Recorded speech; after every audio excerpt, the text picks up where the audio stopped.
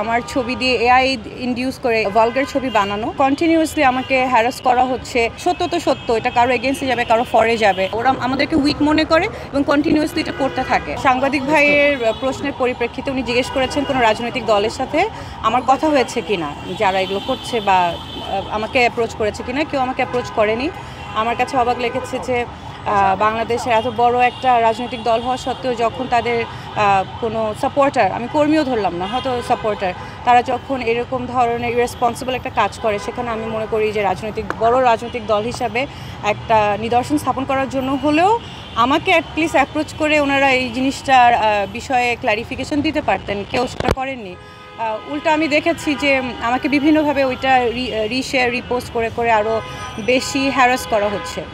এবং এই যে কন্টিনিউয়াসলি আমাকে হ্যারাস করা হচ্ছে, তার উপরে আমার ফিচার্স ইউজ করে, আমার ছবি দিয়ে এআই ইনডিউস করে, এআইকে ইউজ করে এনেবল করে এরকম বিকৃত ছবি এবং ভালগার ছবি বানানো, এটার এগেনস্টে আমি আজকে আসলে মামলাটা দায়ের করি শাহবাগ থানার সাইবার সুরক্ষা আইনে।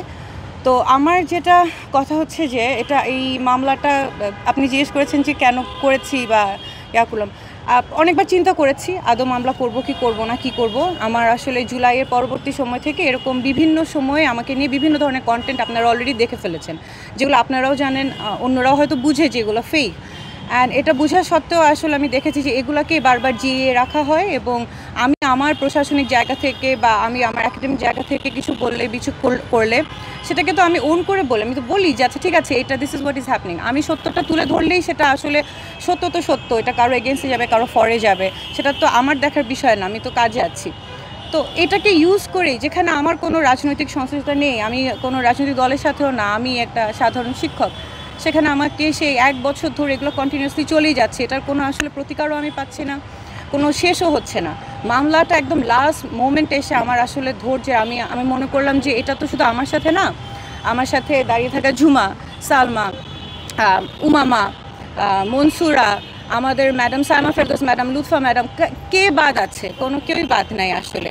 সেক্ষেত্রে হেমা, মানে আমরা দেখলাম যে যখনই মেয়েরা তাদের জায়গা থেকে তাদের কাজে এগিয়ে যেতে চায় বা সত্যের পথে এগিয়ে যেতে, তখনই আসলে তাদেরকে নিচে নামানোর জন্য এভাবে সেক্সুয়াল হ্যারাসমেন্ট, অনলাইন বুলিং, এগুলো চলতেই আছে। তো আমি মামলাটা করেছি, ইটস এ মেসেজ। আমি তো বলেছি যে যারা অজ্ঞাতনামাও আছে, পরবর্তীতে যদি এগুলো কন্টিনিউ করে তারাও এই মামলার মধ্যে যেন চলে আসে। এই জিনিসটা আসলে আমরা ভয়ও পাওয়া উচিত না, যেটা আমি 1 বছর ধরে অ্যাভয়েড করে গিয়েছি যে হ্যাঁ ডাই ডাউন করে যাবে, সব কিছু মিটিগেট হয়ে যাবে, হয়তো একটা টাইমে যে এগুলো আর থাকবে না। আমি দেখেছি আসলে হয় না, ওরা আমাদেরকে উইক মনে করে এবং কন্টিনিউয়াসলি এটা করতে থাকে, হুইচ ইজ ওয়াই আমি মনে করেছি যে it is time to step up. আমি আসলে আমার জায়গা থেকে আমি মামলাটা করব। দেশে দেশে সবার সাথে দ্য নিউজ।